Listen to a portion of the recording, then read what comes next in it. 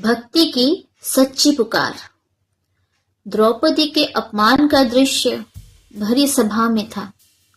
दुशासन ने अपनी पूरी शक्ति लगाकर उसका चीरहरण करने का प्रयास किया। सभा में बैठे सभी वीर कुछ न कुछ सोच रहे थे, लेकिन कोई भी आगे नहीं आया।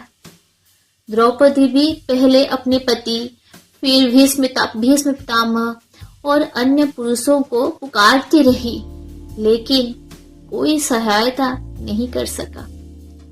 वो खुद अपने हाथों से अपने वस्त्र पकड़कर बचाने का प्रयास कर रही थी। जब तक उसमें यह अहंकार था कि वो स्वयं कुछ कर सकती है, तब तक भगवान श्री कृष्ण प्रकट नहीं हुए। लेकिन जब उसने अपनी सारी कोशिशें छोड़कर दोनों हाथ उठाकर पूरी श्रद्धा से कृष्ण को पुकारा, हे गोविंद, अब मैं आपके सिवाय और किसी को नहीं जानती, मेरी रक्षा करे। तब ही श्री कृष्ण ने तुरंत उसकी लाज बचाई थी। यही जीवन का सत्य है। जब तक हम अपने अहंकार, अपने बल और अपनी समझ पर निर्भर रहते हैं, तब तक ईश्वर हमारी परीक्षा लेते हैं।